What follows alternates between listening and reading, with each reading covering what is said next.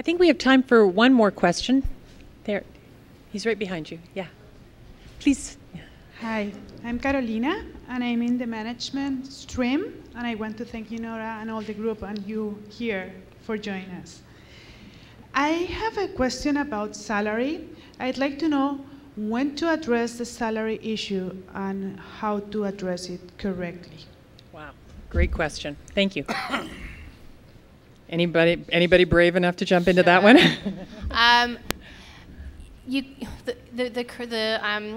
The correct, I forget the word, etiquette, compensation etiquette, is not to be asking compensation questions on interview one, and certainly not on the first phone call when someone is talking to you about your resume. All right, so etiquette-wise, it's usually brought up either in the first interview by the employer if they want to, right? And usually the question will be phrased with, what are your earning expectations?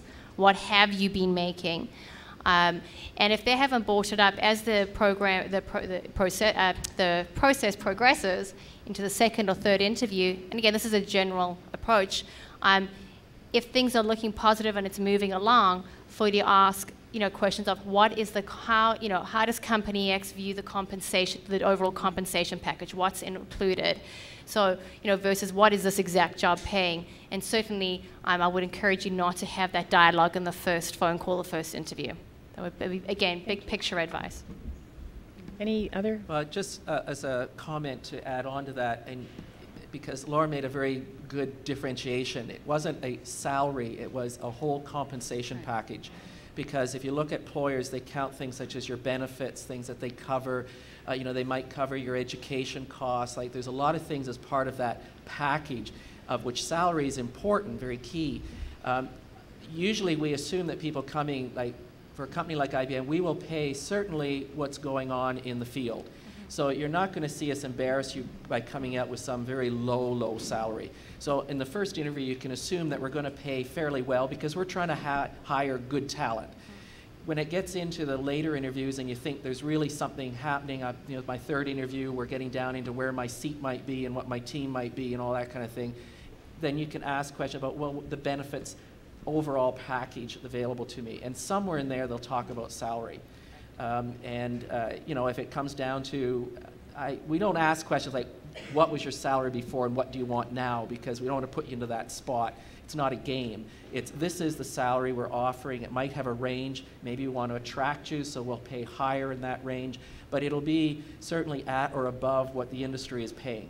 So it depends on different companies, but I would never do it in the first interview because you're not there just for the money. You want a career.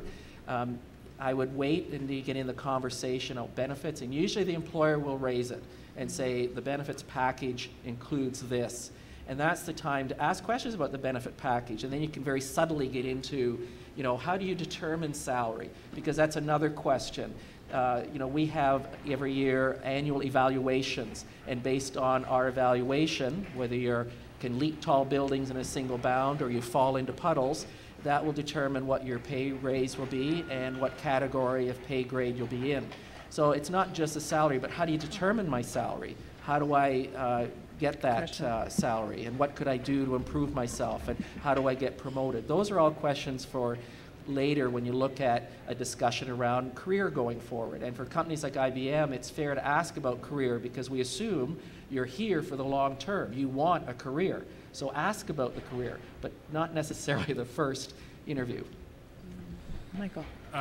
There's a comment, I'm not sure where I read it, but in an interview, the person who mentions salary first loses.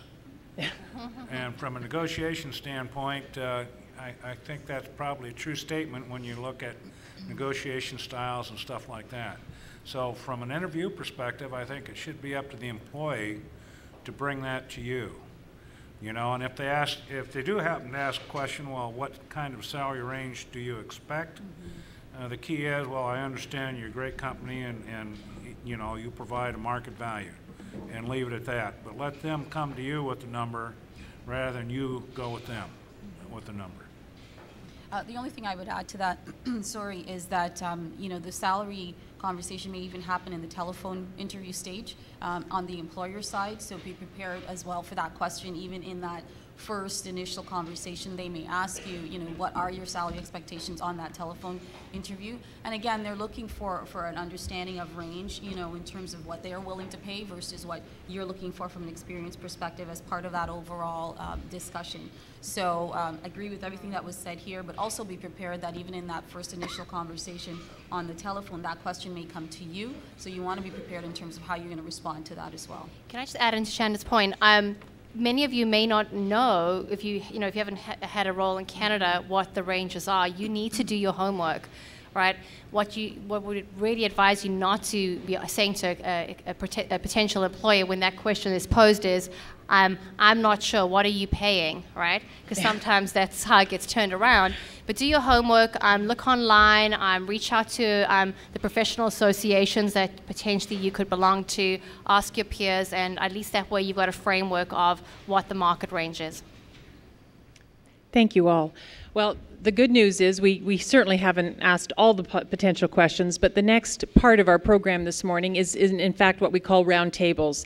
And these employers and other employers are going to be at the table, and it's an opportunity over the next hour leading up till lunchtime for us to talk with these employers and get some of the industry-specific questions, and perhaps some of the questions we've heard so far today will feed more discussion.